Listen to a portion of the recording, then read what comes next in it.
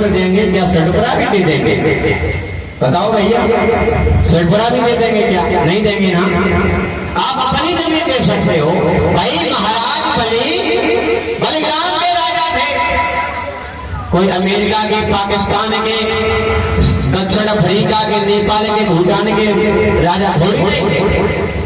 जो लोग ये कहते हैं महाराज बलि ने 3 कदम धरती को नाप दिया था, वो लोग गलत कहते हैं।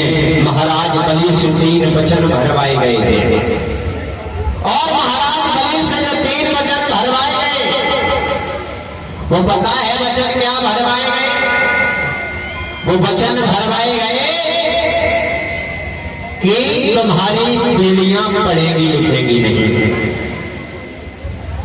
तुम्हारी पीढ़ियां धन संपत्ति नहीं रखेंगी, तुम्हारी पीढ़ियां अपने सुरक्षा के लिए धन अस्त्र शस्त्र प्रयोग नहीं करेंगी, नहीं उठाएंगी, तलवार नहीं उठाएंगी। जब महाराज बलि को आज भी जब कलावा बांधा जाता है तो आचार्य जी का मंत्र पढ़ते हैं। एन बद्दो बलि राजा दान वेंद्र महाबदा तेन दान प्रधान रक्षे मांसल मांसल।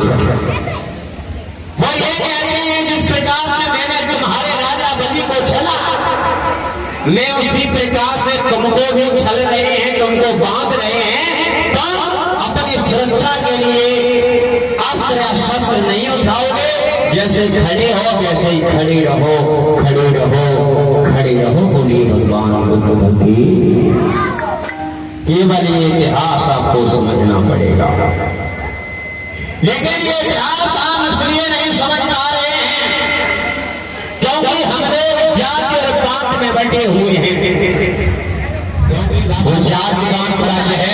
1935 के भाषण में कहा था कि मैं हिंदू धर्म में पैदा हुआ हूं, लेकिन हिंदू धर्म में मरूंगा नहीं।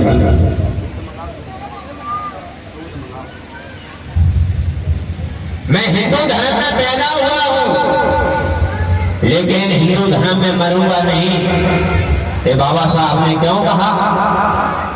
बाबा साहब ने कहा बहनाओ, जिस धर्म में मुझे पानी पीने का अधिकार नहीं है, जिस धर्म में मुझे मंदिर में जाने का अधिकार नहीं है, जिस धर्म में मुझे शिक्षा का अधिकार नहीं है, भला हम ऐसे धर्म को क्यों माने?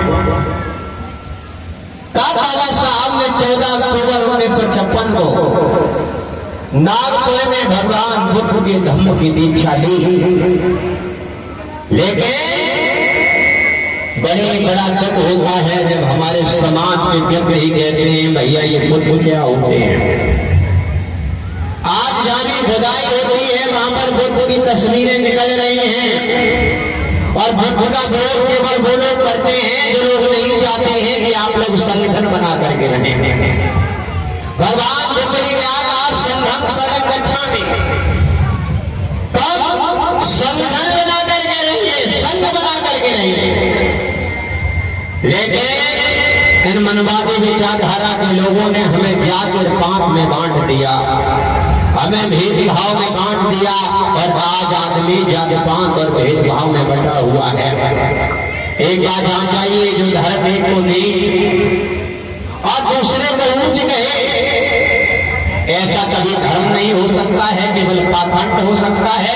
और इंसान